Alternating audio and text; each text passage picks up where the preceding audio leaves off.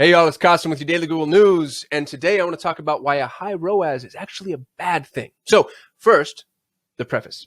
Anybody who's run Google Ads campaigns knows that as you scale your campaign up, your ROAS drops. And this makes sense, right? If you think about just standard supply and demand, the more of the market you're attempting to capture, the less efficient Google can be with your funds. So there's something of a bell curve, and right down in the center of it, Google's going to have the ability to maximize your spend to extreme proportions. But then as you travel outside and sort of spread out that knowledge graph, Google is going to now need to start reaching for the less effective traffic on incremental levels. So it's like, hey, here's 100% efficacy, 99, 98, 97, etc. And then, so as we're doing this, as we're scaling our traffic up and we're scaling our campaign up, our ROAS is dropping, right? Makes sense. If your ROAS is high, exceptionally high, and exceptionally high, by the way, is industry specific, so like a 300 ROAS could be really high in certain industries, especially if they're heavily commoditized. But if your ROAS is industry high, what it means is you haven't scaled your campaign. And this, incidentally, this is a danger for a number of reasons. So now, if you can't scale your campaign because of fulfillment issues, right? You don't have the inventory, you don't have the ability to fulfill. There's some bottleneck stopping you. Totally understand. You're not off the hook. Go solve that problem. But there's nothing you can do about it in the short term, and so we're just going to leave it alone and maybe stop watching the video because I'm about to depress you. If you haven't scaled your campaign, and we have some clients that are like this, incidentally. We have some clients that don't scale the campaign because they're actually worried about the fulfillment concerns, even though it's not an insurmountable problem. And so it's kind of, it's the fat and happy problem. It's like, you know what, I'm selling enough. Why do I want to do more? The issue with that is you're also providing indications to the market as to what's working. And you're going to get a bunch of really efficient advertisers that do exactly what I do, which is go do a competitive analysis, determine what's working, how it's working, in what context, what geography, what product, etc., and then reverse engineer that and begin running in that arena. So you are educating your competitor without capturing market share. You're almost running out onto the battlefield in bright yellow and then pointing at the high ground, but you're not taking it.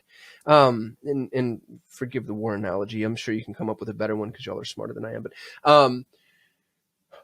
as you break new ground, and that's what proving concept inside of marketing is, by the way. You're breaking new ground, right? Like you're building something that hasn't been built before, paying money in order to make mistakes and earn the opportunity to continue to move forward.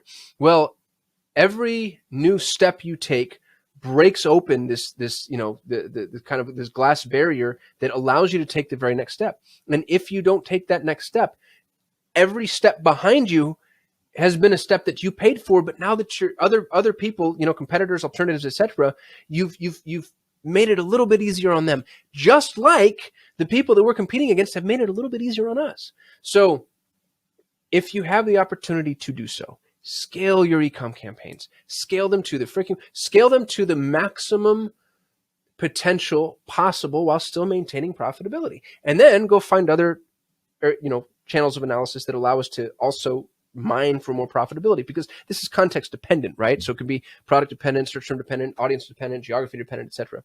But not scaling your campaigns can hurt you. And I realize that, in some instance you might say, hey, I'd rather hang tight. We have a client that they have a limited amount of inventory that they can produce on an annualized basis. And if they try to sell all that inventory, it's going to be high and they're going to be out. It's based off of a type of cyclical market. I'm trying not to give their identity away. And so what do? We drip.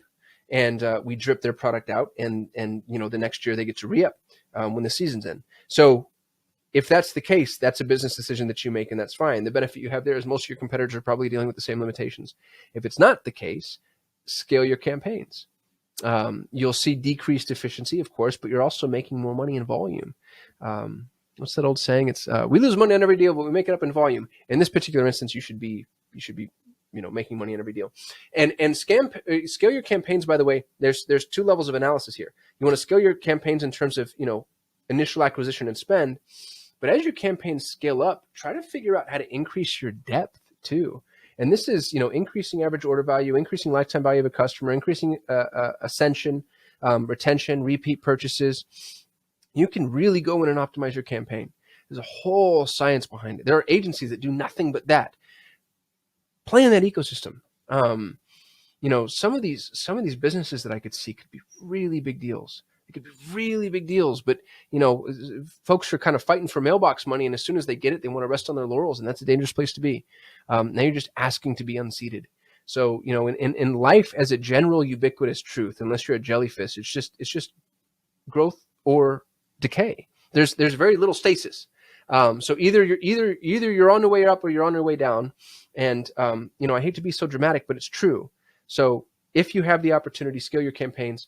High ROAS is a sign that you haven't done that, or at least haven't done it enough. And there's a bunch of reasons, by the way, to where that's not just, the traffic just isn't there. And we have clients that are like that, like, hey, if you can keep getting me more of this, then I'll keep spending. And we're like, sorry, this is as many people as there are. But in as much as it's possible, scale your campaigns up. This has been your Daily Google News. Thanks for watching. I'll see you tomorrow. Thank you so much for watching. If you enjoyed the video, please give us a thumbs up. That lets YouTube know we actually know what we're doing. We shoot a video every single day. So if you want to be notified, hit that subscribe button. And if you have any input, don't hesitate to hit us up in the comments. We'd love to hear from you. We get very little human interaction. Thanks for supporting our channel, and hopefully I'll see you tomorrow.